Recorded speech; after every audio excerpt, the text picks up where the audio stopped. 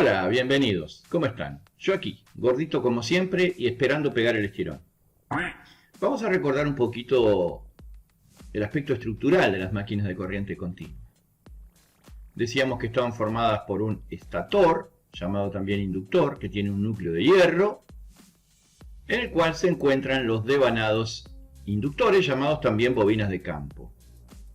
Estos devanados inductores son los responsables de crear el campo magnético necesario para el funcionamiento de la máquina.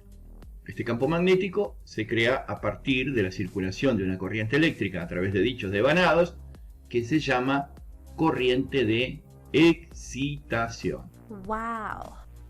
Esa corriente de excitación puede provenir de una fuente exterior a la máquina o incluso puede aprovecharse la misma tensión que genera la máquina para alimentar los devanados inductores con esa corriente de excitación. Esto último suena bastante contradictorio porque ¿cómo puede la máquina alimentar su propia excitación si todavía no comenzó a generar? Bueno, hay una explicación para eso que la vamos a dar en unos instantes nada más. Tengamos en cuenta que los bobinados inductores siempre deben interconectarse de tal manera que se formen polos alternados. Así, por ejemplo, en una máquina de dos polos, la conexión sería la que estamos viendo en la figura. Si hacemos que la corriente circule por la primera bobina de campo en sentido horario, se formará en ella un polo sur. Por lo tanto, en la otra bobina de los polos inductores tendremos que conectarla de tal manera que la corriente circule en sentido antihorario para así poder formar un polo norte. Siempre, si una bobina es sur, la otra tiene que ser norte y viceversa. Es decir, siempre tenemos que formar polos alternados. Si se trata de una máquina de 4 polos, deberemos formar sur, norte, siempre polos alternados. Entonces, vean ustedes que si la corriente fuese en sentido horario en la primera bobina del inductor, en la segunda tendría que ser antihorario para que se forme un polo opuesto, en la tercera nuevamente horario y en la cuarta nuevamente antihorario. O sea que conectaríamos final de la primera bobina con final de la segunda, principio de la segunda con principio de la tercera y final de la tercera con final de la cuarta bobina. Recalculando. Una forma de excitar los inductores es haciendo que la corriente de excitación provenga de una fuente externa a la máquina. En este caso se llama generador con excitación independiente. Yes. Una fuente externa a la máquina provee la corriente de excitación que pasa por el inductor, creando así el campo magnético necesario para el funcionamiento de la máquina. Se hace girar dentro de dicho campo el rotor, induciéndose así en los extremos de este último una fuerza electromotriz. Los extremos del devanado de excitación independiente, el inductor para ser conectado a una fuente externa, se denominan F1 y F2 según la nomenclatura llamada moderna. Y los extremos del inducido se denominan A1 y A2 conforme a la misma nomenclatura. Bien, así como se puede alimentar la excitación con una fuente externa a la máquina, también podemos hacer que la tensión que la máquina genera sirva, además de para alimentar la carga, para alimentar el inductor con su correspondiente intensidad de corriente de excitación.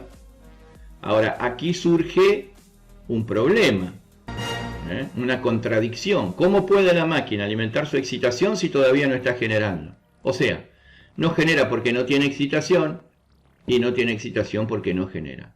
Se produce así un círculo vicioso. ¡Wow! Ahora bien, para que la máquina pueda funcionar autoexcitada, es necesario que exista en el núcleo del inductor un magnetismo remanente. Ese magnetismo remanente se produce porque el fabricante, que es buena gente, antes de sacar la máquina a la venta, hace circular por dicho inductor una corriente que deja un campo remanente en el inductor. A partir de ese campo remanente, la máquina comienza a generar. Y una vez que comienza a generar, es capaz de alimentar su propia excitación. Pero que quede claro que es imposible que una máquina funcione autoexcitada si no existe ese magnetismo remanente en el inductor. Y aquí entonces se abren varias posibilidades, ya que para que la máquina pueda funcionar autoexcitada debe interconectarse el inductor con el inducido.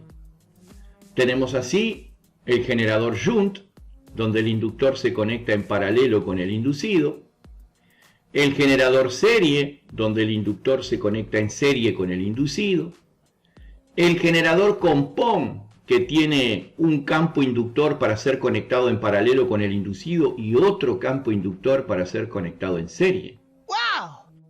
Volvemos a la figura del análisis estructural del generador. Tenemos el estator con sus campos inductores, el rotor o inducido con sus conductores y su correspondiente colector y escobillas. Vamos a detenernos en el estator. Vemos que tiene dos polos inductores, dos bobinas, que forman un polo norte y un polo sur. Pongamos que estas bobinas están diseñadas para ser conectadas en paralelo con el inducido. Estaríamos, por lo tanto, ante la presencia de un generador shunt. Dichas bobinas se caracterizan por tener una buena cantidad de espiras con un alambre de sección relativamente fina, por lo que van a tener una resistencia muy superior a la del inducido. Es muy similar el aspecto constructivo del generador serie. En dicho generador, los campos inductores están fabricados para ser conectados en serie con el inducido. La diferencia radica en lo siguiente. En el generador serie, la corriente de carga es al mismo tiempo la corriente de excitación. Piensen ustedes que si tienen inducido e inductor en serie y conectan una carga a los bornes de la máquina, les queda un circuito serie. La misma corriente pasa por el inducido, por el campo inductor y también por la carga. O sea que es una corriente de excitación mucho mayor a la que circularía si se tratara de un generador shunt, donde el campo inductor estaría en paralelo con el inducido y la corriente proveniente del inducido se repartiría entre el inductor y la carga, correspondiendo una pequeña parte de la corriente a la excitación.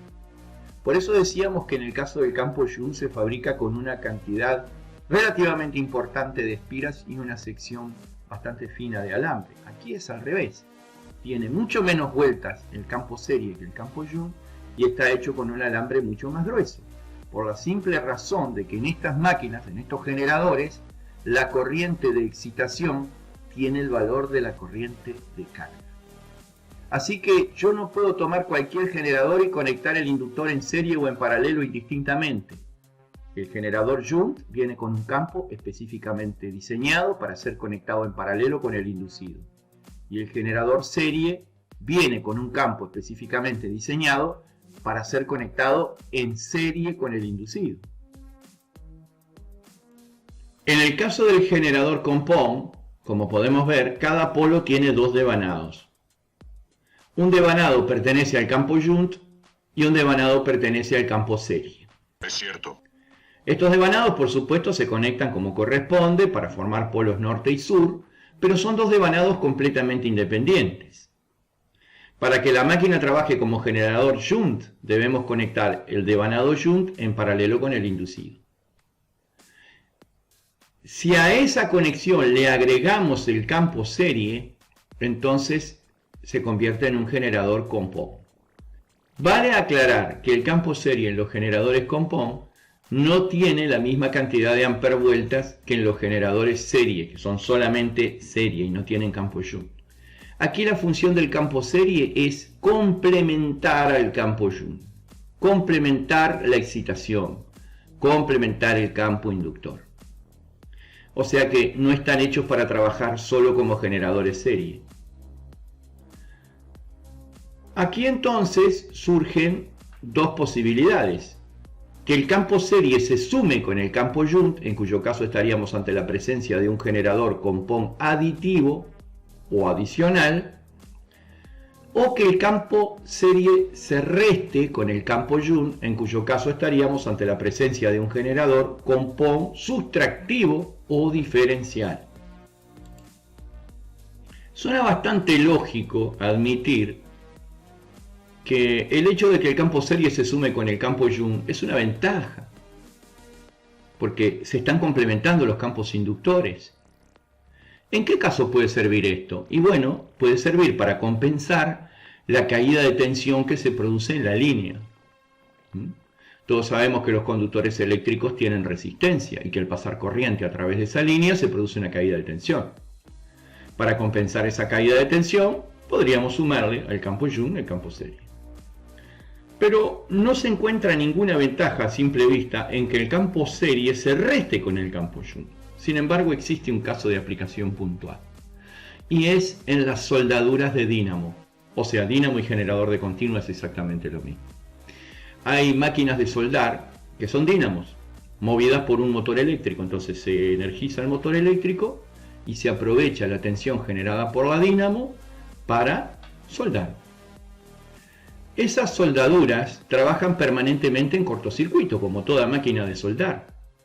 Y este aquí que la corriente de cortocircuito de la máquina compón sustractivo tiene un valor bastante bajo, lo que no daña a la máquina por el hecho de estar en corto. Es decir, es una máquina ideal para funcionar en cortocircuito permanente. De manera tal que tanto el compón sustractivo como el aditivo tienen sus aplicaciones. Volviendo a las conexiones de los generadores autoexcitados, teníamos el generador Joule, el generador serie, donde el inducido se identifica con los bornes A1 y A2 entre paréntesis, y D1 y D2 para el campo serie. El generador compón tiene un campo Joule y un campo serie, con su correspondiente nomenclatura. Y aquí vemos dos tipos de conexión, uno que se denomina compón corto y otro que se denomina compón largo. Wow. Como pueden ver ustedes, en el compón corto, las conexiones del inducido abarcan solamente al campo Joule y no al campo serie. Mientras que en el compón largo, la conexión del inducido abarca tanto al campo Joule como al campo serie.